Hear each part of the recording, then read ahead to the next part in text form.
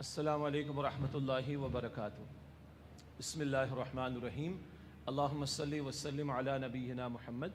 اللہ تعالیٰ کے نام سے آج کا سلسلہ ہم شروع کر رہے ہیں۔ باقاعدہ آغاز ابھی ہوگا انشاءاللہ تعالیٰ، اور آپ کے علم ہے کہ آج ہماری ترتیب رہے گی 4 اور 8، اور پھر درمیان میں ایک مختصر سا وقفہ بھی ہوگا، اور پھر 8 رکعت تراویح۔ تو آج انشاءاللہ ٹوٹل 3 سیشن ہوں گے، اور تقریباً 1 بجے کا وقت تقریباً آپ ذہن میں رکھیے گا، اور پہلے عشرے میں یہی ترتیب رہے گی انشاءاللہ، 4، 8 اور 8 کی، اور 1 بجے تک کا وقت آپ ذہن میں رکھیے گا۔ اور مجھے محسوس ہوا کہ خاصا صبر ہم سب نے کرنا ہے اور ایثار بھی کرنا ہے۔ معلوم ہوا کہ پارکنگ کے لیے بہت بہت دور تک شاید آپ لوگوں کو گاڑیاں پارک کرنے کا موقع ملا ہوگا۔ تو یہ اصول ہے کہ جب مشقت بڑھ جاتی ہے تو اجر میں اضافہ ہو جاتا ہے۔ اب ظاہری بات ہے سب لوگ آئیں، محبت سے آ رہے ہیں، فیملیز کے ساتھ آ رہے ہیں، سبھی کی خواہش ہے کہ شرکت بھی ہو اور بھرپور شرکت ہو، اللہ تعالیٰ آسانی فرمائے۔ لیکن ہم سب نے صبر کا دامن ہاتھ سے نہیں چھوڑنا، اور ایثار، قربانی اس سب کے ساتھ چلیں گے انشاءاللہ تعالیٰ تو سہولت رہے گی۔ ایک دوسرے کے ساتھ تعاون بھی کریں، حضرات میں بھی، خواتین میں بھی۔ کرسیوں کا ذکر ہوا ہے کہ جہاں لگائی جائیں وہیں رہنے دیجیے، اپنی مرضی سے۔ 1-2 کرسیاں مجھے نظر آ رہی ہیں بالکل درمیان میں لگی ہوئی ہیں، ذرا انتظامیہ کے ساتھ ہی دیکھ لیجئے، کرسیاں بالکل ایک طرف رکھیں، درمیان میں کرسیاں نہ ہوں، اس سے پیچھے جو لوگ ساتھی ہوتے ہیں ان کو دشواری ہوتی ہے۔ یہ میری آواز مجھے امید ہے کہ پہنچ رہی ہے۔ کرسیاں جہاں لگائی گئی ہیں، آواز تھوڑا بہتر دیکھیں، آواز تھوڑی سی ہے تو مانیٹر کی دیکھ لیں۔ کرسیاں جو لگائی جائیں گی وہ وہیں پہ رہیں گی انشاءاللہ، اور وہ انتظامیہ دیکھتے ہوئے اس کو سیٹ کرے گی انشاءاللہ۔ انتظامیہ میں جو لوگ بھی حضرات و خواتین میں، باقی لوگ بڑی محبت سے گزارش ہے تھوڑا ایثار کریں گے تاکہ سب کو جو اسکرین دیکھنا چاہیں، قرآن کا متن دیکھنا چاہیں، ان کے لیے سہولت کا معاملہ ہو، اور وقتاً فوقتاً انشاءاللہ تعالیٰ آپ کے سامنے اور ہدایات آتی رہیں گی۔ ٹھیک، شروع کر رہے ہیں۔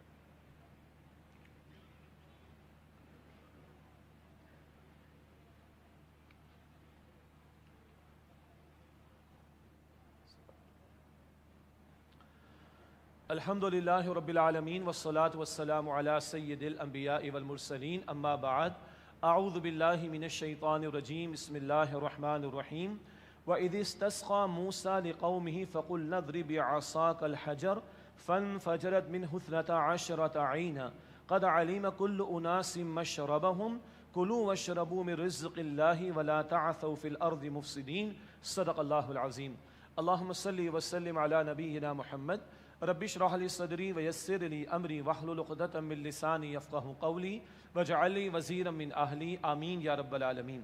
اللہ رب العالمین کی توفیق سے ماہ رمضان کی خصوصی برکات اور یہ مبارک ساعتیں، ان کا استفادہ ہمیں حاصل ہو رہا ہے، ہر استفادہ ہم کر رہے ہیں، اور دورہ ترجمہ قرآن کا سلسلہ جاری ہے۔ سورۃ البقرہ کا مطالعہ کر رہے ہیں، طویل ترین مدنی سورت ہے قرآن کریم کی، اور اب جو سلسلہ کلام ہے وہ بنی اسرائیل کے تعلق سے کلام ہمارے سامنے آ رہا ہے۔ استاد محترم ڈاکٹر اسرار صاحب رحمۃ اللہ علیہ نے اس سورت کو سورۃ الامتین کا بھی عنوان دیا ہے۔ یہ سورت جس میں 2 امتوں کا تذکرہ آیا ہے، بنی اسرائیل کا آ رہا ہے ہماری عبرت و سبق آموزی کے لیے۔ اب جو سلسلہ کلام ہے مختصر واقعات ذکر ہو رہے، جو بعد میں مکی صورتوں میں تفصیلات کے ساتھ آ جائیں گے انشاءاللہ، اور ان واقعات کے بیان میں زمانی ترتیب بھی نہیں ہے، بعد والا واقعہ پہلے والا واقعہ بعد میں آ رہا ہے۔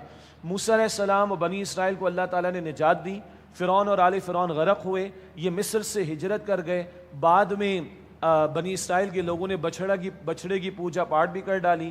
اس کے بعد یہ صحرائے سینا میں ہیں، وہاں اللہ کی نعمتوں کا نزول بھی ہو رہا ہے، من و سلوہ عطا ہوا، اب پانی کا تذکرہ آ رہا ہے۔ یہاں سے سلسلہ کلام آگے بڑھا رہے ہیں۔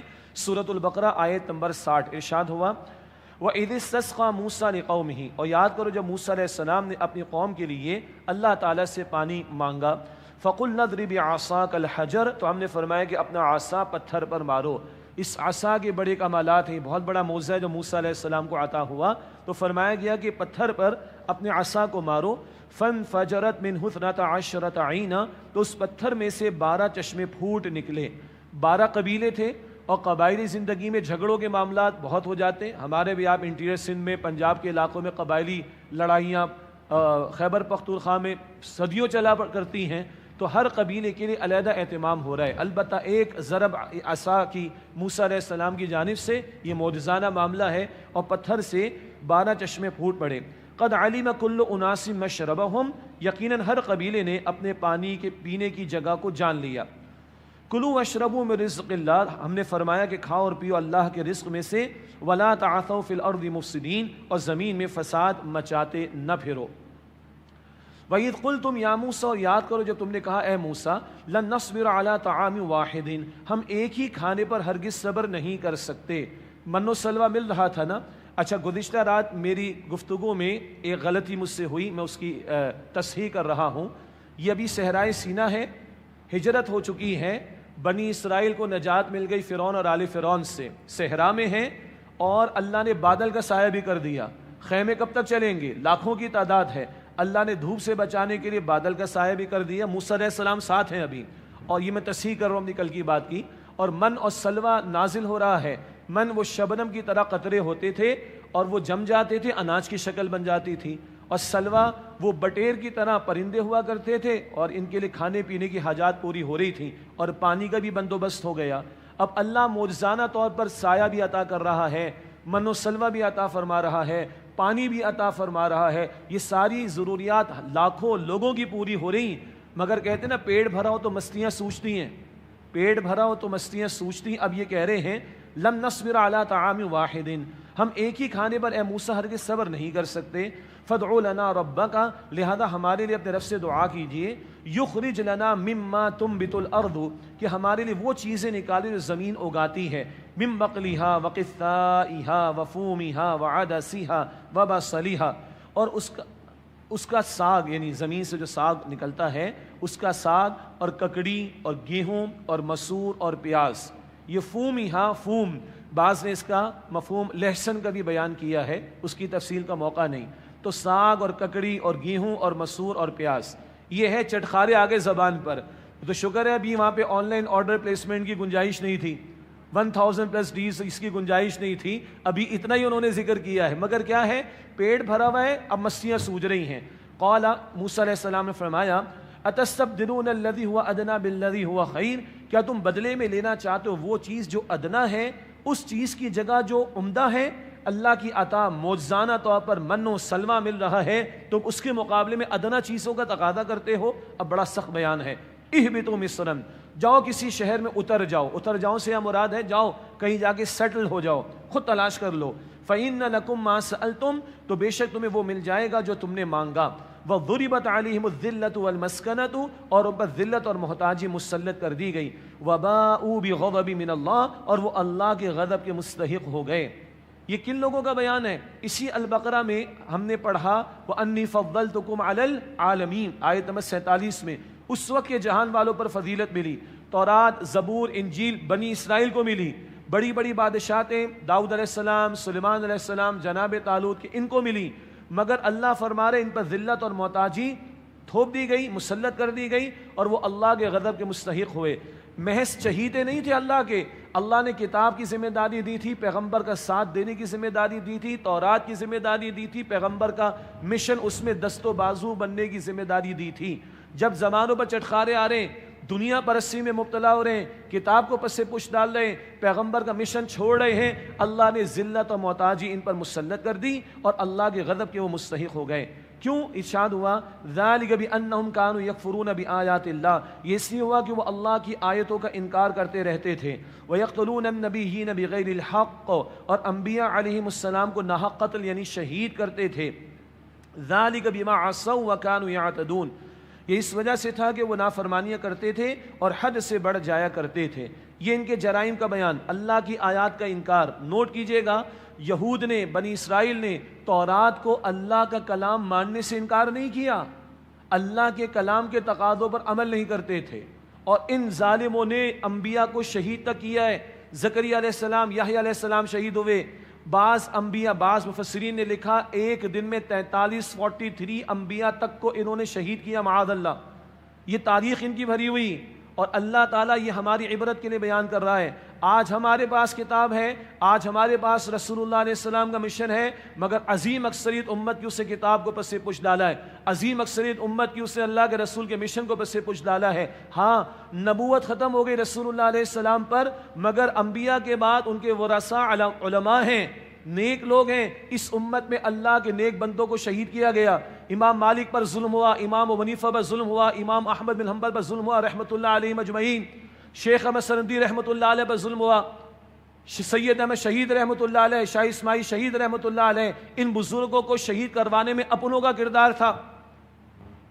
پڑوسی ملک افغانستان میں ملا عمر رحمۃ اللہ علیہ کے دور میں مجاہدین کو شہید کروانے میں مسلمان حکمرانوں اور کچھ لوگوں کا اپنا ہاتھ تھا. ہم نے مجاہدین کو گرفتار کر کر کے امریکہ ظالم کے حوالے کیے. یہ ظلم تو ہماری اس امت میں بھی اپنوں نے کیا ہے. آج اس امت کی ذلت کی وجہ, رسوائی کی وجہ وہی ہے جو بنی اسرائیل کا معاملہ تھا. یہ قرآن کہانیوں کی کتاب نہیں, یہ بک آف گائیڈنس ہے, کتاب ہدایت ہے. اور اللہ اگر ان کا ذکر کر رہا ہے تو بار بار ہم پڑھ چکے ہیں, یہ ہماری عبرت کے لیے. اور رسول اللہ صلی اللہ علیہ وسلم کی حدیث جامع ترمذی میں آپ نے فرمایا لَيَأْتِيَنَّ عَلَىٰ أُمَّتِي مَا أَتَىٰ عَلَىٰ بَنِي إِسْرَائِيلَ حَذْوَ النَّعْلِ بِالنَّعْلِ. لازماً میری امت پر وہ حالات آ کر رہیں گے جو بنی اسرائیل پر آئے تھے, جیسے ایک جوتی دوسرے جوتی کے بالکل مشابہ ہوتی ہے. جو ان پر گزرا وہ ہم پر بھی بیت رہا ہے, اور جو ان کے ساتھ ہوا وہ آج ہمارے ساتھ ہو رہا ہے. ہماری ذلت اور رسوائی, 2 ارب مسلمان, 57 مسلم ممالک, ایٹمی صلاحیت, میزائل ٹیکنالوجی, تیل کی دولت, بہترین افواج, بہترین دماغ اس امت کے پاس موجود ہے, مگر آج ہم اپنے بے بس مسلمان بھائیوں اور بہنوں اور بچوں کے لیے فلسطین میں ایک پانی کی بوتل پہنچانے کی پوزیشن میں نہیں ہے. یہ ذلت اور رسوائی کیوں ہے؟ اللہ کی آیات کا انکار. ایک ہوتا ہے کفر, سرے سے انکار کرنا, وہ تو بنی اسرائیل نے نہ کیا. ایک کفر ہوتا ہے کہ مان کر انکار کرنا, اللہ کو ماننا مگر اللہ کی نہ ماننا, اللہ کی کتاب کو ماننا مگر اللہ کی کتاب کی نہ ماننا. یہ جرم آج اس امت کا ہے, اور ہماری ذلت اور رسوائی کی یہ وجہ ہے. قرآن حکیم بنی اسرائیل کا ذکر کر کے ہمیں عبرت دلا رہا ہے. ذَلِكَ بِمَا عَصَوْا وَكَانُوا يَعْتَدُونَ. یہ اس لیے ہوا کہ وہ نافرمانیاں کرتے تھے اور حد سے بڑھ جایا کرتے تھے. ان الذین آمنوا والذین ہادوا والنصارى والصابئین. بے شک جو لوگ ایمان لائے اور جو یہودی ہوئے اور جو نصرانی اور جو صابی ہیں. صابئین, صابی ایک رائے یہ عراق میں آباد تھے لوگ, ابراہیم علیہ السلام کی طرف نسبت کرتے تھے.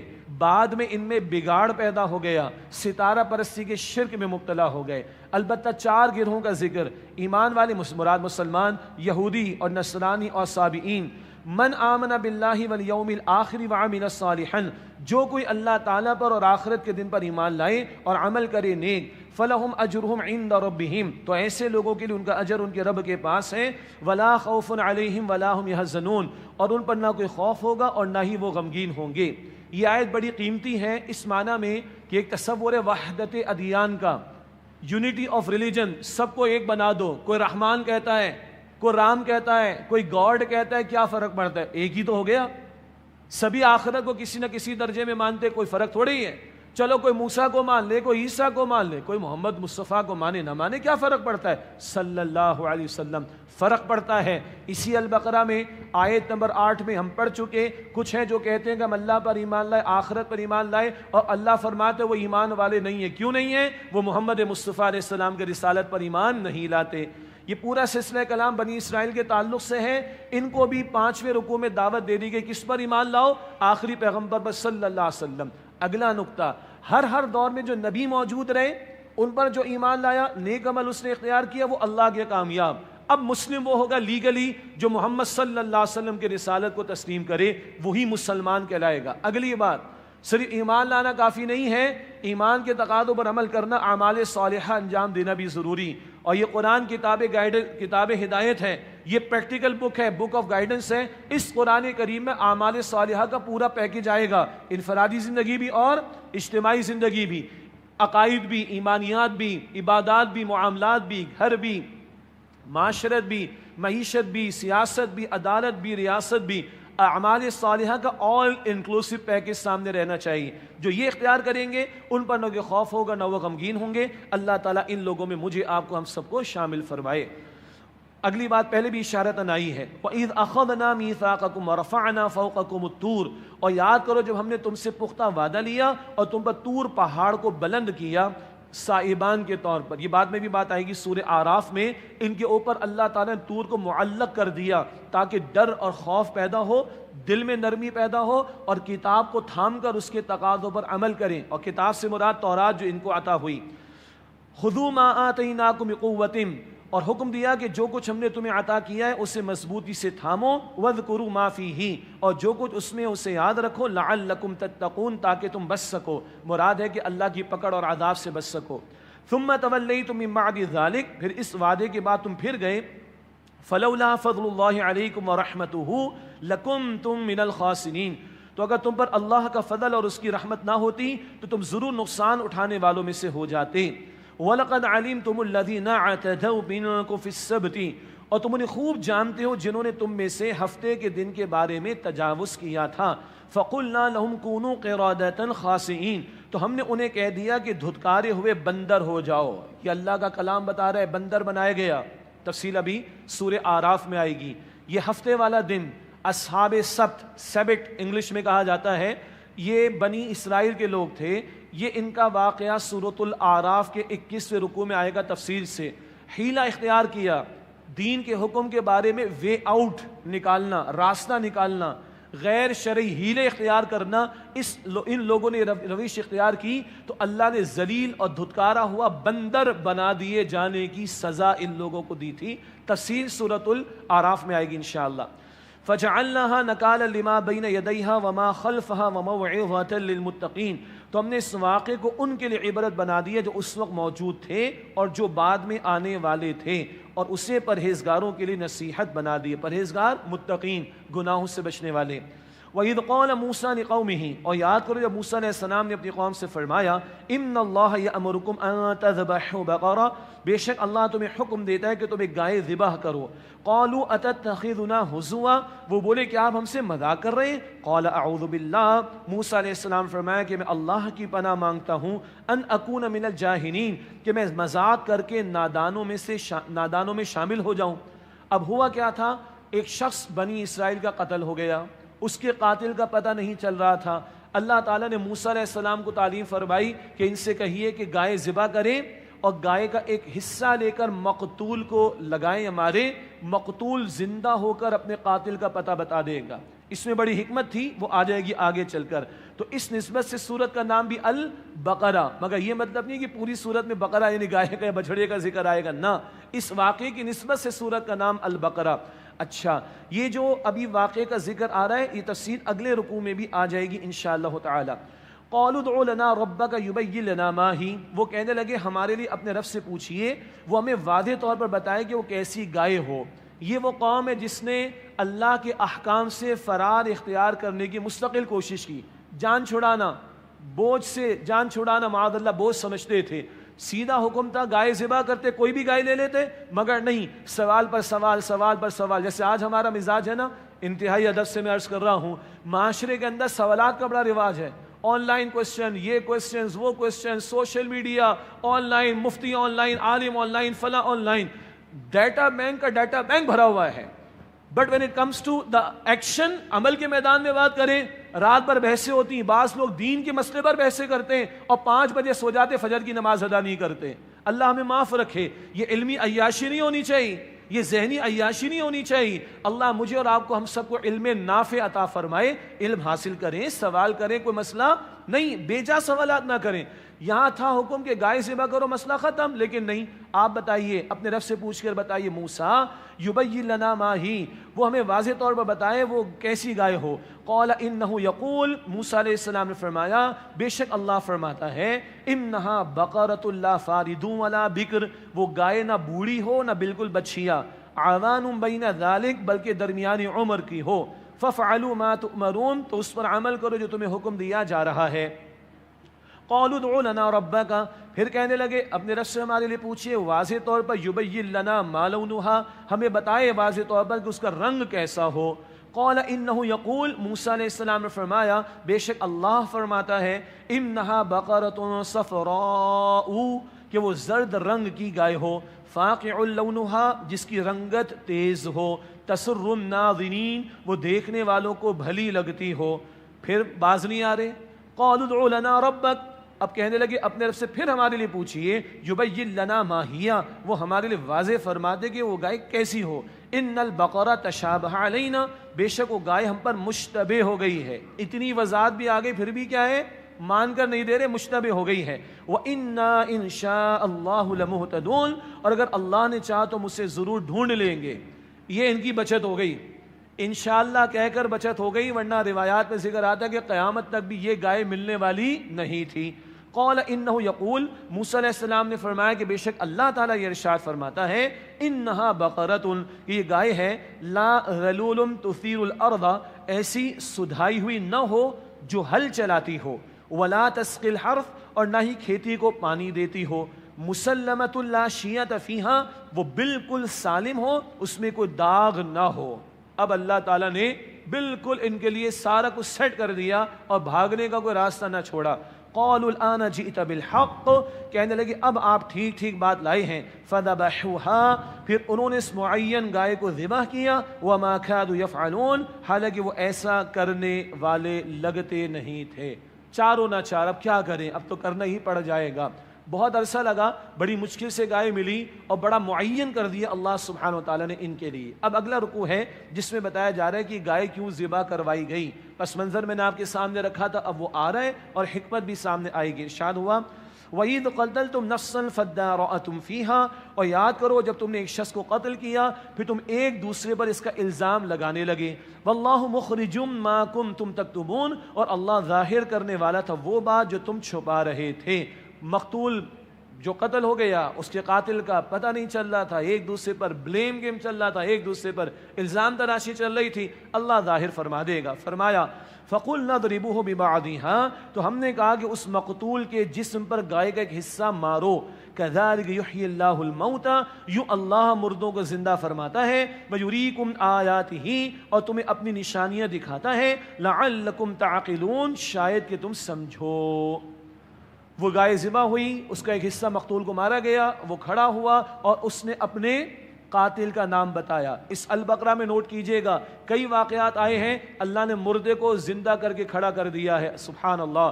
اور اللہ بتا رہے ایسے اللہ مردوں کو قیامت کے دن زندگی عطا فرمائے گا۔ یہ تمہارے سامنے مقتول زندہ ہوا، ایسے اللہ مردوں کو قیامت کے دن زندگی عطا فرمائے گا۔ ایک، دو، گائے کا تقدس ان کے دلوں میں آ گیا تھا، یہ بات آتی رہے گی آگے بھی انشاءاللہ تعالی۔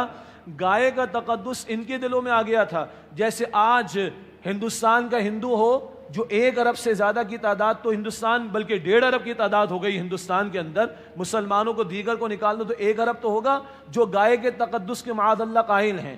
بزرگوں کو یاد ہوگا وہ ڈیسائی ان کا تھا وزیر اعظم، وہ گائے کا کہتے ہوئے شرم آتی ہے، پیشاب پیتا تھا۔ انا للہ و انا الیہ راجعون۔ ان کے ہاں ایک پڑھا لکھا طبقہ بھی جو ویل کوالیفائڈ ہے وہ بھی گائے کی گندگی کے تقدس کا قائل بنا بیٹھا۔ استغفر اللہ۔ اللہ تعالیٰ نے ان لوگوں کے ہاتھ سے گائے ذبح کروائی، وہ کچھ نہیں رکھا اس میں۔ مسلمان تو خیر گوشت کھاتے، سب کچھ کھا جاتا ہے گائے کا، مطلب اللہ نے تقدس نکالا ہے۔ اس گائے کا تقدس دل میں لے کر بیٹھے ہو، اس کو معبود بنا کر تم بیٹھے ہو، کوئی اوقات اس کی نہیں، کوئی حیثیت اس کی نہیں۔ یہ تقدس بھی نکل گیا اور مردوں کو ایسے اللہ زندگی عطا فرمائے گا، یہ بھی اللہ تعالیٰ نے دکھا دیا۔ اب بات سمجھ آ رہی؟ یہ قرآن کتنا ویلڈ کلام ہے، آج 2024 بیٹھے، یہ آج کے لیے بھی ویلڈ ہے اور خدا کی قسم یہ قیامت تک ویلڈ رہے گا۔ یہ کتاب ہدایت ہے بھائی، ہر دور کے لیے رہنمائی اس میں اللہ تعالیٰ نے عطا فرمائی۔ فرمایا وَيُرِيكُمْ آيَاتِهِ، اور تمہیں اپنی نشانیاں دکھاتا ہے اللہ، لَعَلَّكُمْ تَعْقِلُونَ، تاکہ تم سمجھو۔ ثُمَّ قَسَتْ قُلُوبُكُم مِّن بَعْدِ ذَلِكَ، پھر تمہارے دل سخت ہو گئے اس منظر کو دیکھنے کے بعد بھی، یہ معجزہ دیکھ کر بھی، یہ موزانہ شان دیکھ کر بھی تمہارے دل سخت ہو گئے۔ اور ذہن میں رکھیے آج سب سے بڑا معجزہ یہ آپ اور میں جس قرآن کا مطالعہ کر رہے ہیں، یہ زندہ معجزہ ہے محمد مصطفیٰ علیہ السلام کا، یہ قیامت تک زندہ معجزہ ہے محمد مصطفیٰ علیہ السلام کا۔ ابھی اس نقطے کو ذہن میں رکھیے، ذرا ان کی تاریخ پڑھیے۔ ثم قست قلوبکم من بعد ذلک، پھر تمہارے دل سخت ہو گئے اس منظر کو دیکھنے کے بعد بھی۔ فہی کالحجارۃ، پس وہ تو پتھر کی طرح سخت ہیں، او اشد قسوہ، بلکہ اس سے بھی زیادہ سخت۔ وَإِنَّ مِنَ الْحِجَارَةِ لَمَا يَتَفَجَّرُ مِنْهُ الْأَنْهَارُ، اور اس لیے کہ بے شک کئی پتھر ایسے بھی ہوتے ہیں جن سے نہریں بہہ نکلتی ہیں۔ اللہ اکبر۔ وَإِنَّ مِنْهَا، اور کئی ایسے بھی ہیں، لَمَا يَشَّقَّقُ فَيَخْرُجُ مِنْهُ الْمَاءُ، کہ وہ پھٹتے ہیں تو ان سے پانی نکلنے لگتا ہے، مثلا چشمہ ہی نکل پڑتا ہے. وَإِنَّ مِنْهَا لَمَا يَهْبِطُ مِنْ خَشْيَةِ اللَّهِ، اور کئی ایسے بھی ہیں جو اللہ کے خوف سے گر پڑتے ہیں. وَمَا اللَّهُ بِغَافِلٍ عَمَّا تَعْمَلُونَ، اور اللہ اس سے بے خبر نہیں جو کام اے لوگو تم کرتے ہو. پتھروں کا ذکر ہوا. پتھر ہم سمجھتے بے جان ہیں، ان پتھروں میں بھی حس موجود ہے. یہ پتھر اللہ کا ذکر بھی کرتے ہیں، اور ان پتھروں کی شان یہ ہے کہ یہ نفع دینے پر آئیں تو کسی پتھر میں سے نہر جاری ہو جاتی ہے، کسی میں سے چشمہ ہی پھوٹ پڑتا ہے. اور لیسٹ کیا ہے، اس پتھر کے اندر اللہ کی خشیت پیدا ہوتی ہے اور اس خشیت کی وجہ سے گر پڑتا ہے. ان پتھروں میں اللہ نے حص رکھی ہے. اور یہ بیان آ رہا ہے حامل کتاب یعنی بنی اسرائیل کے بیان کے ذیل میں. یہ واقعہ دیکھ کر بھی تمہارے دل سخت ہو گئے، تمہارے دلوں میں نرمی پیدا نہیں ہوتی، تمہارے دلوں میں اللہ کی عظمت پیدا نہیں ہوتی، تمہارے دلوں میں فکر آخرت پیدا نہیں ہوتی. ارے پتھروں سے ہی سبق لے لو، پتھروں میں کیسی کیسی حس موجود ہے. اور سنیے، حامل کتاب امت، اللہ کو ماننے والی، کتاب کو ماننے والی، پیغمبر کو ماننے والی، دنیا کی محبت میں ڈوبے، دین میں حیلے اختیار کرنا شروع کر دے، وے آؤٹ نکالنا شروع کر دے، تو وہ پتھروں سے بھی زیادہ سخت دل ہو جایا کرتی ہے. آج کتاب کس کے پاس ہے؟ میرے اور آپ کے پاس. آج دین کس کے پاس ہے؟ میرے اور آپ کے پاس. کیا دل سخت نہیں ہو گئے ہمارے؟ آنکھوں میں کبھی آنسو نہ آتے ہوں، وجود کے کبھی رونگٹے کھڑے نہ ہوتے ہوں، دل میں کبھی حرکت پیدا نہ ہوتی ہو، کوئی امنگیں نہ ہو اٹھنے کی، کھڑا ہونے کی اللہ کے دین کے لیے؟ دل سخت تو نہیں ہو گئے؟ یہ اللہ کہانی نہیں بیان فرما بھائی، یہ اللہ حق بیان کر رہا ہے. یہ کتاب ہدایت ہے. پہلے وہ تھے، آج ہم ہیں. پہلے ان کے پاس سی کتاب، آج ہمارے پاس ہے. پہلے انہوں نے دین کو فراموش کیا، کتاب کو پس سے پوچھ ڈالا، آج ہم کر رہے ہیں. یہ دلوں کی سختی نہیں ہو گئی؟ بیٹا ماں کو قتل کر دیتا ہے پب جی کے گیمز دیکھ کر، بھائی کو قتل کر دیتا ہے، ماں کو قتل کر دیتا ہے. چند ٹکوں کی خاطر، جائیدادوں کی خاطر ہم اپنے ماں باپ کو قتل کر دیتے، استغفر اللہ. خاندان کے لوگوں کو قتل کر دیتے، بیٹیوں کا حصہ ہڑپ کر جاتے ہیں، بہنوں کا حصہ ہڑپ کر جاتے ہیں. کچھ دیندار لوگ ہیں وہ اللہ کے دین کے ساتھ کھلواڑ کرنا شروع کر دیتے. علماء سو کی بات کر رہا ہوں، دین میں وے آؤٹ نکالنا شروع کر دیتے ہیں. یہ دلوں کی سختی کبھی یہود میں آئی تھی، اور دین میں ہیلا تو وہ نکالے گا جو دین کو جانتا ہو. یہ علماء یہود کی بات ہو رہی. تو آج علماء سو نہیں ہے اس امت کے اندر جنہوں نے کمپرومائز کیا ہوا ہے دنیا کی وجہ سے، مال کی وجہ سے، کچھ لوگوں کے خوف کی وجہ سے. اللہ ہمارے حال پر رحم فرمائے. یہ پتھروں کی سختی، یہ دلوں کی سختی، یہ پتھروں سے زیادہ سخت ہو جائے. یہ حامل کتاب امت کا ذکر جو دین میں حیلے اختیار کرنے والی، کتاب کو پس سے پوچھ ڈالنے والی ہو. اللہ مجھے اور آپ کو دلوں کی سختی سے محفوظ فرمائے. افتطمعون ان یؤمنوا لکم، اے مسلمانوں کیا تم یہ توقع کرتے ہو کہ یہ یہودی تمہاری بات مان لیں گے؟ وقد کان فریق منہم، حالانکہ یقیناً ان میں سے گروہ ایسے لوگوں کا تھا، یسمعون کلام اللہ، جو اللہ کا کلام سنتے تھے، ثم یحرفونہ من بعد ما عقلوہ وہم یعلمون، پھر اس کو سمجھنے کے بعد جانتے بوجھتے اسے بدل دیتے تھے. مسلمانوں کو کیا توقع تھی؟ چلو مشرکین مکہ تھے، صدیوں سے کوئی پیغمبر یہاں پر نہیں آئے، مگر یہ یہود تو کتاب کو مانتے ہیں، یہ یہود تو رسولوں کو مانتے ہیں، یہ یہود تو آخرت کے ماننے والے، اللہ کے ماننے والے، شاید یہ قبول کر لیں گے. اللہ فرما رہا مسلمانوں تمہیں یہ توقع ہے؟ ان کا حال یہ کہ اللہ کا کلام سنتے اور اس میں تبدیلی کر دیتے ہیں، دین فروشی کرتے ہیں جانتے بوجھتے. فرمایا وَإِذَا لَقُوا الَّذِينَ آمَنُوا قَالُوا آمَنَّا، اور جب وہ ان لوگوں سے ملتے جو ایمان لائے تو کہتے ہیں ایمان لائے. وَإِذَا خَلَا بَعْضُهُمْ إِلَى بَعْضٍ، اور جب تنہائی میں ایک دوسرے سے ملتے ہیں قَالُوا أَتُحَدِّثُونَهُمْ، تو کہتے کیا تم ان مسلمانوں کو حقائق بتاتے ہو؟ بِمَا فَتَحَ اللَّهُ عَلَيْكُمْ، جو تمہاری کتاب میں اللہ نے تم پر وعدے کیے ہیں، لِيُحَاجُّوكُمْ بِهِ عِندَ رَبِّكُمْ، تاکہ وہ ان حقائق کو تمہارے رب کے سامنے تمہارے خلاف دلیل بنائیں. افلا تعقلون، کیا تم اتنی بھی عقل نہیں رکھتے؟ یہ ایک طبقہ تھا یہود میں سے، کچھ نے قبول کیا لیکن ان کو بڑی مشکل پڑ گئی، گھر والوں خاندان والوں کی طرف سے مخالفت، اور سب سے بڑھ کر ان کے علماء، ان کے چودھری بنے ہوئے تھے، سردار بنے ہوئے تھے، ان کی طرف سے مخالفت آتی تھی. تو جیسے وہ منافقین جو دوسرے رکوع میں ہم نے مطالعہ کیا تھا نا کہ مسلمانوں کے پاس جاتے ہم تمہارے ساتھ، اپنے سرداروں کے پاس جاتے ہم تمہارے ساتھ. یہود میں سے بھی کچھ تھے جو منافقین تھے، مسلمانوں کے پاس آتے ہم تمہارے ساتھ، اپنوں کے پاس جاتے نہیں ہم تو تمہارے ساتھ ہیں. ہمت نہیں کر پا رہے تھے، مخالفت ہو رہی تھی، ہمت نہیں کر پا رہے تھے. اور ان کے جو علماء سردار بنے بیٹھے تھے وہ ان پر بڑا پریشر ڈالتے تھے، کہتے تھے تم مسلمانوں کو جا کر بتاتے ہو وہ باتیں جو اللہ تعالیٰ نے تم پر واضح کی ہیں. ان کے علماء کو پتا تھا محمد مصطفیٰ علیہ السلام کی بشارات آخری کتاب میں ان کی کتابوں میں موجود ہیں، لیکن ان کے علماء نے دنیا پرستی کی وجہ سے ان بشارات کو چھپایا. چنانچہ اپنے لوگوں کو کہتے تھے مت بتاؤ ورنہ یہ مسلمان قیامت کے دن ہمارے تمہارے خلاف حجت پیش کریں گے. اللہ تعالیٰ فرما رہا ہے اولا یعلمون، کیا وہ جانتے نہیں، ان اللہ یعلم ما یسرون وما یعلنون، اللہ سب جانتا ہے جو وہ چھپاتے ہیں اور جو وہ ظاہر کرتے ہیں. یعنی کیا تم بتاؤ گے مسلمانوں کو تو پتہ چلے گا کہ آخری پیغمبر کی بشارتیں تورات میں موجود ہیں. او بھائی اللہ ہی نے تورات نازل فرمائی، اللہ ہی نے قرآن پاک نازل فرمایا ہے، اللہ خود بتا رہے محمد مصطفیٰ علیہ السلام اور ان کے پیارے صحابہ کو.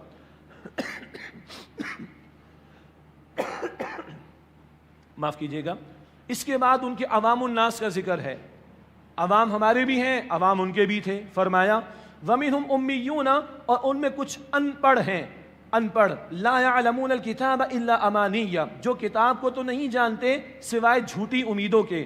وَإِنْهُمْ إِلَّا يَظُنُّونَ، اور وہ تو صرف گمان کرتے ہیں، تمنائیں ہیں اور گمان ہیں. تمنا کیا ہے؟ ہم تو بخشے بخشائیں، چلو تھوڑے دن بچڑے کی پوجا پاٹ کی تو سزا ملے گی، باقی تو جنت ہماری پکی پکی ہے. یہ ان کی عوام کا حال تھا اور کتاب میں سے کچھ نہیں پتا تھا. بھائی ذرا دل پر ہاتھ رکھ کے ہم سوچیں آج ہماری عوام کا حال کیا ہے. انگریزی ہمارے بچے پڑھ رہے ہیں، جرمن سیکھ رہے ہیں، چائنیز سیکھ رہے ہیں، پتہ نہیں کیا کیا سیکھ رہے ہیں. What about the book of اللہ سبحانہ و تعالیٰ؟ 99% بڑا مسئلہ ہے. دنیا جہاں کی اسکالرشپ لے رہے ہیں، دنیا جہاں کی پی ایچ ڈی، دنیا جہاں کا کیریئر، دنیا جہاں کا profession. What about the book of اللہ سبحانہ و تعالیٰ؟ We don't have time. اللہ اکبر کبیرہ، اللہ کے کلام کے لیے ٹائم نہیں. اچھا جی یہودی کہاں جائے گا؟ ہم کہیں گے جہنم. عیسائی کہاں جائے گا؟ جہنم. ہندو کہاں جائے گا؟ جہنم. ہم کہاں جائیں گے؟ بولے جنت. تمنا تو یہی نا ہماری، اللہ ہم سب کو عطا فرمائے. But do we deserve for that? ایمان، عمل صالح، کتاب، پیغمبر کا مشن، اللہ کا دین، اس کے لیے کھڑا ہونا؟ نو. تو یہ عوام کا حال ہے، ان کی بھی عوام کا حال، ہماری عوام کا حال. تو اللہ کا رسول صحیح تو فرما رہے علیہ السلام، جو ان پر آیا وہ تم پر بھی آئے گا. جیسے جوتی دوسرے جوتی کے بالکل مشابہ ہوتی ہے. اب ان کے خواص کا حال، ان کے علماء کا حال کیا تھا؟ فَوَيْلٌ لِّلَّذِينَ يَكْتُبُونَ الْكِتَابَ بِأَيْدِيهِمْ، تو ان کے لیے ہلاکت ہے جو اپنے ہاتھوں سے کتاب لکھتے ہیں. ثم يقولون هذا من عند الله، پھر کہتے ہیں اللہ کی طرف سے ہے. ليشتروا به ثمنا قليلا، تاکہ اس کے بدلے حقیر سا معاوضہ حاصل کریں. فویل لهم مما كتبت ایدیہم، تو ان کے لیے ہلاکت ہے اس تحریر کی وجہ سے جو ان کے ہاتھوں نے لکھی. وویل لهم مما یکسبون، اور ان کے لیے ہلاکت اس معاوضے کی وجہ سے جو وہ کما رہے ہیں. یہ ان کے علماء کا حال تھا. لوگ آ کر مسئلہ پوچھتے، اچھا چلو بھائی ایسے ہے، لکھ کے دیا، ہاں یہ اللہ کی طرف سے، ذرا پیسے تو دو، جیب تو گرم کرو، مٹھی تو گرم کرو. یہ دین فروش تھے ان کے علماء، یہود کے علماء، علماء سو. دین بیچا انہوں نے، اللہ کی کتاب میں تبدیلی کی، اپنے ہاتھوں سے لکھ کر کہتے ہیں اللہ کی طرف سے. اللہ کہہ رہے تباہی، ہلاکت، بربادی ہے ان کی اس تحریر کی وجہ سے بھی اور ان کے اس معاوضے کی وجہ سے بھی جو یہ کما رہے ہیں.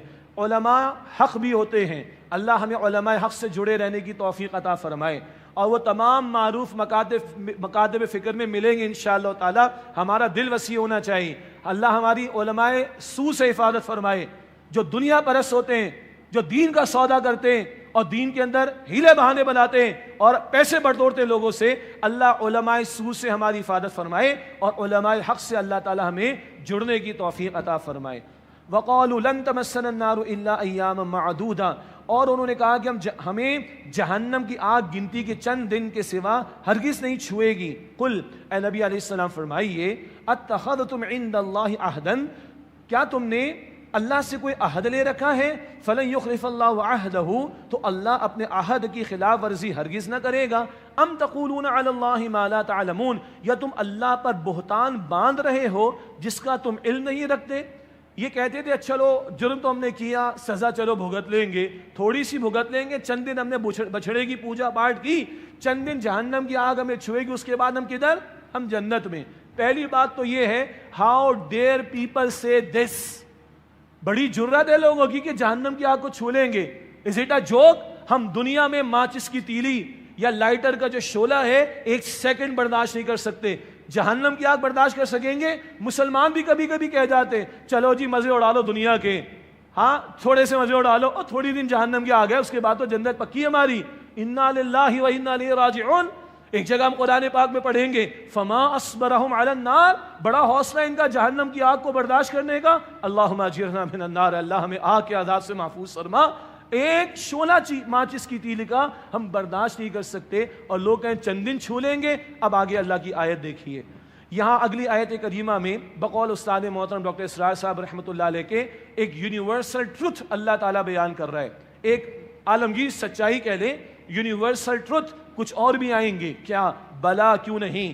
من کسب سیئۃ, جس نے کوئی بڑی برائی کمائی, وَأَحَاطَتْ بِهِ خَطِيئَتُهُ, اور اسے اس کے اس بڑے گناہ نے گھیر لیا, فَأُولَٰئِكَ أَصْحَابُ النَّارِ, تو وہ آگ والے ہیں, ہم فِيهَا خَالِدُونَ, وہ اس آگ میں ہمیشہ رہیں گے. اکثر مفسرین کا فرمانا ہے کفر, شرک, اس میں کوئی مبتلا ہے یہ تو گر گیا اور جہنم کی آگ میں پڑا رہے گا. اللہ ہم سب کی حفاظت فرمائے. بڑے گناہوں سے بھی بچنا چاہیے, کبیرہ گناہ جہنم کی طرف لے جاتے ہیں, اللہ ہم سب کی حفاظت فرمائے. اس کے برعکس فرمایا والذین آمنوا وعملوا الصالحات, اور وہ لوگ جو ایمان لائے اور انہوں نے نیک اعمال کیے, اولئک اصحاب الجنہ, وہ جنت والے ہیں, ہم فیہا خالدون, وہ اس جنت میں ہمیشہ رہیں گے. اللہم انا نسألک جنت الفردوس, اے اللہ ہم تجھ سے جنت الفردوس کا سوال کرتے ہیں. یہ رسول اللہ کی سنت ہے صلی اللہ علیہ وسلم. جہنم کا ذکر آتا حضور بچنے کی دعا کرتے, حالانکہ حضور تو بخشائے ہیں. جنت کا ذکر آتا اللہ کے پیغمبر علیہ السلام جنت کی التجا کرتے. یہ ہمیں بھی ایک معمول اختیار کرنا چاہیے. لیکن غور کیا آپ نے, آمنو وعاملوا الصالحات, ایمان لائیں اور نیک اعمال کیے, وہ جنت والے, ہم فیہا خالدون, وہ اس میں ہمیشہ رہیں گے. اور اعمال صالحہ کا پورا پیکج یہ قرآن پاک ہے. انفرادی زندگی, اجتماعی زندگی کے متعلق رہنمائی آ رہی ہے. اللہ ہمیں عمل کی توفیق عطا فرمائے. اگلے رکوع کی جو پہلی آیت ہے, آیت نمبر 83, بڑا پیارا مقام ہے. حقوق اللہ کا ذکر بھی, حقوق العباد کا بھی. ہمیں دنیا کے لوگوں سے سیکھنے کی ضرورت نہیں, ہمیں مغرب سے مرعوب ہونے کی ضرورت نہیں. کوئی social welfare, human rights, service to the humanity, ہاں, اور آج کل ایک بڑا ڈرامہ چل رہا ہے, ہیومینٹی از مائی ریلیجن, انسانیت میرا مذہب ہے. او بھائی بے وقوف مت بناؤ اس قوم کو. ہیومینٹی از بیسٹ ریلیجن, انسانیت سب سے بہترین مذہب ہے. کیوں؟ دین اسلام تمہیں پسند نہیں ہے کیا؟ یہ اللہ کا عطا کردہ دین, اس سے بہتر کوئی ہو سکتا ہے نظام زندگی؟ یہ کیوں مغرب کی زبان ہم بولتے ہیں؟ کیوں ان کے ٹکڑوں پر پلنے والے ہمارے ذہنوں کو خراب کرنے کی کوشش کرتے ہیں؟ کچھ ان سے پوچھنے کی ضرورت نہیں ہے. آئیے قرآن سے پوچھیے. اللہ کا حق بھی اور مخلوق خدا کا تذکرہ بھی, بڑا پیارا مقام. یہ ہدایات بنی اسرائیل کے لیے بھی تھی, یہ رہنمائی ہمارے لیے بھی ہے. فرمایا وَإِذْ أَخَذْنَا مِيثَاقَ بَنِي إِسْرَائِيلَ, اور یاد کرو جب ہم نے بنی اسرائیل سے پختہ عہد لیا, لا تعبدون الا اللہ, اور فرمایا کہ تم اللہ کے سوا کسی اور کی عبادت نہ کرنا, وبالوالدین احسانا, اور والدین کے ساتھ حسن سلوک کرنا. یہ 5 مرتبہ اللہ تعالیٰ نے اپنے حق کے فوراً بعد ماں باپ کا حق قرآن پاک میں بیان فرمایا ہے. اس کی تفصیل ہم پڑھیں گے کچھ سورہ بنی اسرائیل آیت نمبر 23 اور 24 میں انشاءاللہ تعالی, ورنہ کئی مقامات پر تفصیل آئی ہے. یہ معاشرتی ہدایات, یہ البقرہ کی آیت نمبر 83, پھر سورۃ النساء آیت نمبر 36 میں ذکر آئے گا, پھر سورۃ الانعام آیت نمبر 151 152 میں ذکر آئے گا انشاءاللہ, پھر سورہ بنی اسرائیل رکوع نمبر 3 اور 4 میں ذکر آئے گا انشاءاللہ, پھر ماں باپ کے بارے میں سورہ احقاف آیت نمبر 15 میں ذکر آئے گا انشاءاللہ تعالی. تو بار بار تفصیل انشاءاللہ ہم پڑھیں گے سورہ بنی اسرائیل میں. وبالوالدین احسانا, اور والدین کے ساتھ اس سے سلوک کرنا, وذی القربى والیتامی والمساکین, اور رشتہ داروں اور یتیموں اور مسکینوں سے بھی اچھا سلوک کرنا. یہ اللہ کا حکم ہے بھائی, یہ اللہ ہمیں سکھا رہا ہے. اب بتائیے مجھے آپ کو کہیں سے سیکھنے کی ضرورت ہے؟ کسی این جی او سے, کسی باہر والوں سے, کسی سے ضرورت نہیں. اللہ کے کلام سے پوچھے نا بھائی. وبالوالدین احسانا وذی القربى والیتامی والمساکین, اور والدین کے ساتھ اس سے سلوک کرنا, اور رشتہ داروں کے ساتھ اور یتیموں اور مسکینوں کے ساتھ بھی اچھا سلوک کرنا. وقولوا للناس حسنا, اور لوگوں سے اچھی بات کہنا, لوگوں سے عمدہ کلام کرنا. حدیث میں آتا ہے اچھی بات کہنا بھی صدقہ ہے. حدیث میں آتا ہے مسلمان وہ جس کی زبان اور ہاتھ سے دوسرے مسلمان محفوظ رہے. حدیث میں آتا ہے جو اللہ اور آخرت پر ایمان رکھتا ہے اسے چاہیے یا تو خاموش رہے یا اچھی بات زبان سے نکالے. حدیث میں آتا ہے بندہ سچ بولتا رہتا ہے یہاں تک کہ اللہ کے یہاں سچا لکھا جاتا ہے اور وہ جنت کی طرف پہنچایا جا رہا ہوتا ہے. اور حدیث میں آتا ہے بندہ جھوٹ بولتا رہتا ہے جھوٹا لکھا جاتا ہے اللہ تعالیٰ کے ہاں استغفر اللہ, اور وہ جہنم کی طرف پہنچایا جا رہا ہوتا ہے. یہ زبان, اللہ اکبر. فرمایا وَقُولُوا لِلنَّاسِ حُسْنًا, اور لوگوں سے اچھی بات کہنا. وَأَقِیمُوا الصَّلَاةَ وَآتُوا الزَّکَاةَ, اور نماز قائم کرنا اور زکوٰۃ ادا کرنا. حقوق العباد بھی ہیں اور حقوق اللہ بھی ہیں. ہاں جی, لوگ کہتے ہیں جی اللہ تو اپنا معاف کر دے گا, بندوں کی فکر کرو. نہ, یہ لائسنس تو کل نہیں ہے. although بات ٹھیک ہے, حقوق العباد کی اہمیت زیادہ ہے مگر حقوق اللہ کی اہمیت بھی کم نہیں ہے. سورہ مدثر آیت 42-43, جنت والے جہنم والوں سے پوچھیں گے بتاؤ کیا شے تمہیں جہنم میں لائی؟ پہلے کہیں گے نماز ادا نہیں کرتے تھے, لم نکن من المصلین ولم نکن نطعم المسکین, مسکینوں کو کھانا نہیں کھلاتے تھے. پہلے حقوق اللہ کا ذکر ہے پھر حقوق العباد کا. صحیح تر بات یہ ہے اللہ کا حق بھی ادا کرنا ہے اور بندوں کا حق بھی ادا کرنا ہے. ثم تولیتم الا قلیلا منکم, پھر تم میں سے چند کے سوا باقی سب اس عہد سے پھر گئے. وانتم معرضون, اور تم روح گردانی کرنے والے ہی ہو. یہ بنی اسرائیل کو تعلیم تھی مگر انہوں نے نافرمانیاں کی. اللہ تعالی ہمیں فرما برداری کی روش اختیار کرنے کی توفیق عطا فرمائے. اب ان کی تاریخ کا ایک اور واقعہ اور اس کے ذیل میں پھر تبصرہ آئے گا کہ امت زوال کا شکار کیوں ہوتی ہے, اور یہ نقطہ اس امت مسلمہ کے لیے بھی آج بڑا اہم ہے جو اگلی 2 آیات میں باتیں آ رہی ہیں. وَإِذْ أَخَذْنَا مِيثَاقَكُمْ, اور یاد کرو جب ہم نے تم سے پختہ عہد لیا. لَا تَسْفِكُونَ دِمَاءَكُمْ, تم اپنوں کا خون نہیں بہاؤ گے. وَلَا تُخْرِجُونَ أَنفُسَكُمْ مِنْ دِيَارِكُمْ, اور اپنوں کو اپنے وطن سے نہیں نکالو گے. ثُمَّ أَقْرَرْتُمْ, پھر تم نے اس عہد کا اقرار کیا. وَأَنْتُمْ تَشْهَدُونَ, اور تم خود اس کے گواہ ہو. کیا تعلیم تھی؟ خونریزی نہ کرنا, ایک دوسرے کو قتل نہ کرنا, جلا وطن نہ کرنا, ایک دوسرے کے گھروں سے نہ نکالنا. نقطہ کیا ہے؟ 12 قبیلے ہیں نا, تو 12 قبیلوں کا ایک معاملہ یہ نہ ہو سکا کہ ایک مرکزی حکومت بنتی. یہ موسیٰ علیہ السلام کے بعد کا دور ہے, اور پھر یوشع بن نون وہ بھی اللہ کے پیغمبر, ان کا دور ہے. بنی اسرائیل کو فتح ملی فلسطین میں, اور وہ اریحا کا شہر ذکر پہلے اشارتاً آیا, فتح ملی مگر کوئی سینٹرل گورنمنٹ نہ بن سکی, مرکزی حکومت نہ بن سکی. تو قبائلی زندگی تھی. تو کہا گیا تھا قتل و غارت گری نہ کرنا, ایک دوسرے کے گھروں سے نہ نکالنا. ایک تو یہ حکم تھا, اور فرمایا کہ دیکھو تم نے یہ اقرار کیا, تم اس کے گواہ بھی ہو.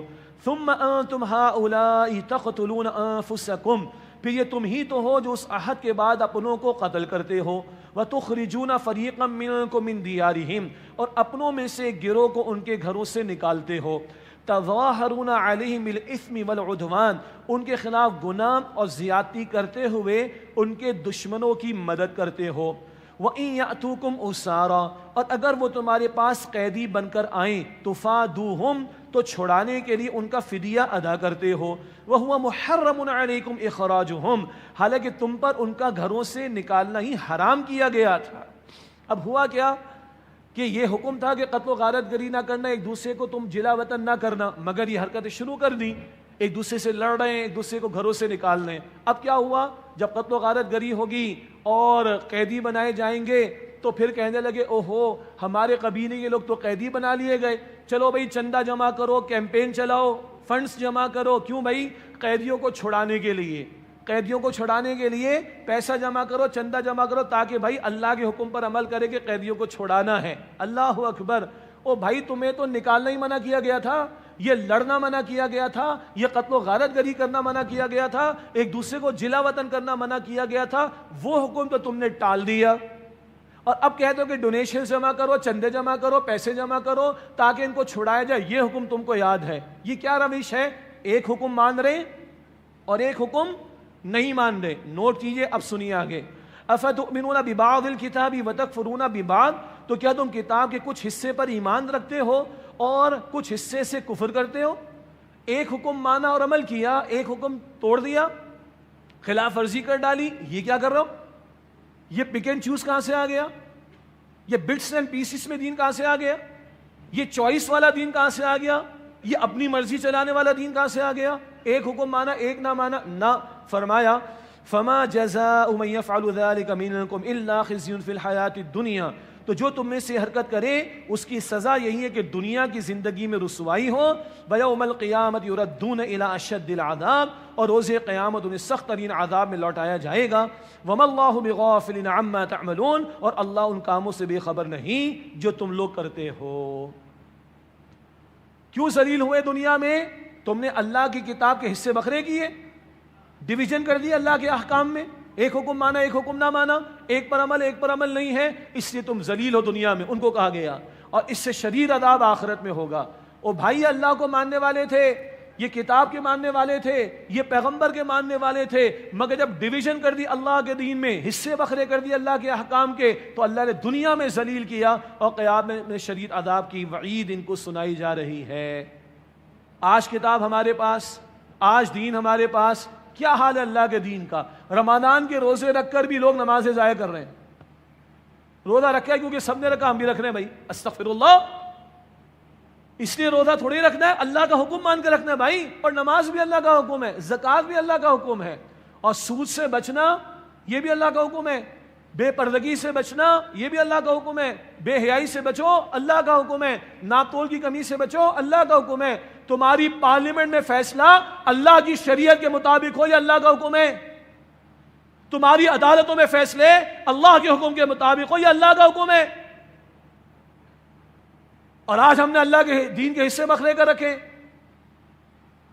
سب کو کانسٹیٹیوشن یاد آتا ہے، ہاں اصول یاد آتے ہیں، اللہ کا دین یاد نہیں آتا. چیف جسٹس کو الیکشن کروانے، کانسٹیٹیوشن پر عمل کرنے، ہم رات کو 12 بجے بھی عدالت کھول دیں گے. سبحان اللہ. اللہ کا دین وہ کہتا ہے سود حرام ہے اور اللہ اس کے رسول سے جنگ ہے، ختم کرو اس جنگ کو. دن کے 12 بجے بھی عدالت کھولنے کا تمہارے پاس ٹائم نہیں ہے میرے بھائی. ہاں سپریم کورٹ کی شریعت اپیلنٹ بینچ میں فیصلہ موجود ہے، پٹیشن موجود ہے، اس کو فارغ کرو تاکہ سود کے خاتمے کا جو فیصلہ 2 سال پہلے رمضان میں وفاقی شرعی عدالت نے دیا اس پر عمل درآمد کیا جا سکے. تم رات کے 12 بجے عدالتیں کھولتے ہو، ہم کہہ رہے ہیں دن کے 12 بجے کھول دو سود کا خاتمہ کرنے کے لیے. نہیں، اللہ کے لیے غیرت نہیں ہے، اللہ کے دین کے لیے غیرت نہیں ہے، سود کے خاتمے کے لیے تمہارے پاس ٹائم نہیں. یہ اوپر کی سطح ہے، نیچے کی سطح میں نے آپ کو بتا دی. روزہ رکھا ہے، نماز ضائع، نماز ادا کی زکوٰۃ ضائع. زکوٰۃ کیا صدقات گن کر دے رہے مگر سود چھوڑنے کو تیار نہیں، رشوت چھوڑنے کو تیار نہیں. میری سختی کو معاف کیجئے گا مگر یہ اللہ کی کتاب پڑھیں گے، یہ مقام تو آئے گا نا بھائی. کیوں ذلیل ہے آج دنیا میں یہ امت؟ یہ وجہ قرآن پاک بتا رہا ہے. تم نے اللہ کی کتاب کے حصے بکھرے کیے، تم نے اللہ کے دین کے حصے بکھرے کیے، تم نے کچھ مانا کچھ نہیں مانا، تم نے کچھ پر عمل کیا تم نے کچھ پر عمل نہیں کیا، تو دنیا میں ذلت ہے اور قیامت کے دن شدید عذاب ہے. وَمَا اللَّهُ بِغَافِلٍ عَمَّا تَعْمَلُونَ، اور تم جو کرتے ہو اللہ اس سے بے خبر نہیں.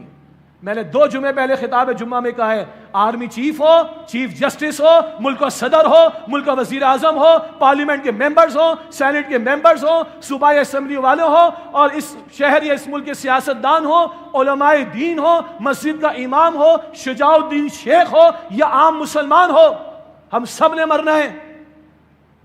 ہم سب نے مرنا ہے. اور اللہ کہتا ہے تم جو کر رہے ہو میں غافل نہیں ہوں. جواب دینا ہم نے اللہ کو. خدا کی قسم یہ قرآن ہلا دے بندے کو، اگر اندر رمق ہو تو یہ ہلا دے بندے کو، خدا کی قسم اگر رمق ہمارے دلوں کے اندر ہو. اذا تلیت علیہم آیاتہ اذا ذکر اللہ وجلت قلوبہم، سورہ انفال کی آیت نمبر 2. جب اللہ کا ذکر ان کے سامنے ہوتا ہے ان کے دل کانپ اٹھتے ہیں. وَإِذَا تُلِيَتْ عَلَيْهِمْ آيَاتُهُ زَادَتْهُمْ ایمانا، اور جب ان کے سامنے اللہ کی آیات کی تلاوت کی جاتی ہے ان کے ایمان میں اضافہ ہوتا ہے. یہ لفاظی نہیں ہے، خدا کی قسم دل چیر کر نہیں دکھا سکتے آپ کو. یہ دل سے ہے. آج ذلیل کیوں ہے امت؟ میں اپنے بھائی بہن بچے کو ایک پانی کی بوتل پہنچانے کی پوزیشن میں نہیں. یہ ذلت کیوں ہے آخر؟ اس سے کہ ہم نے کتاب کے ساتھ بے وفائی کی ہے، ہم نے اللہ کے دین کے ساتھ بے وفائی کی ہے، ہم نے اللہ کے احکامات کو توڑا ہے، ہم نے اس کے دین کو نافذ کرنے کی جد و جہد نہیں کی ہے. اس لیے آج ذلیل ہے دنیا کے اندر. یہ مواقع ہیں. اللہ کہتے ہیں آ جاؤ، وہ بشارت میں سناؤں گا آپ کو. اللہ کہتے آ جاؤ، میں تو شرک کو معاف کرنے کو تیار ہوں، میں کفر کو معاف کرنے کو تیار ہوں، مگر توبہ سچی لے کر آنا. میں تمہاری پوری قوم کو معاف کرنے کو تیار ہوں. میں نے یونس کی قوم کو معاف کیا تھا علیہ السلام, میں تمہیں بھی معاف کر سکتا ہوں, مگر تمہارے دلوں میں رحمت تو پیدا ہو, کوئی احساس زیاں تو پیدا ہو, کوئی طلب و طلب تو پیدا ہو, کوئی تم رجوع کرنے والے تو بنو. اللہ مجھے آپ کو اس کی توفیق عطا فرمائے. وَمَا اللَّهُ بِغَافِلٍ عَمَّا تَعْمَلُونَ, اور اللہ ان کاموں سے بے خبر نہیں جو تم لوگ کرتے ہو. أُولَٰئِكَ الَّذِينَ اشْتَرَوُا الْحَيَاةَ الدُّنْيَا بِالْآخِرَةِ, یہ وہ لوگ ہیں جنہوں نے دنیا کی زندگی کو آخرت کے بدلے میں خرید لیا. اللہ اکبر. کیوں بندہ اللہ کے حکم کو توڑتا ہے, کیوں حرام کماتا ہے, کیوں لوگ قوم کا سودا کرتے ہیں دنیا کے چند ٹکوں کی خاطر. او بھائی, نہیں جائے گا قبر میں کچھ سال, کفن میں جیب نہیں ہوگی, ایک ٹکا نہیں جائے گا. لیکن قرآن کہہ رہا ہے اولئک الذین اشتروا الحیاۃ الدنیا بالآخرہ, یہ وہ لوگ ہیں جنہوں نے دنیا کی زندگی کو آخرت کے بدلے میں خرید لیا. فلا یخفف عنہم العذاب, پس ان سے عذاب ہلکا نہ کیا جائے گا. ولا هم ینصرون, اور نہ ہی ان کی مدد کی جائے گی. اللہ تعالیٰ جہنم کے عذاب سے میری آپ کی ہم سب کی حفاظت فرمائے. یہ خدا کی قسم ہماری محض سختی نہیں ہے, یہ دل سے عرض کر رہے ہیں خدا کی قسم, یہ احساس زیاں کو بیدار کرنے کی کوشش کر رہے ہیں. اللہ ہمارے دلوں کو نرمی عطا فرمائے, دلوں کی سختی سے ہمیں بچائے, سچی پکی توبہ کی اور رجوع کی اور اصلاح کی اللہ ہم سب کو انفرادی اور اجتماعی توبہ توفیق عطا فرمائے. وآخر دعوانا ان الحمد للہ رب العالمین.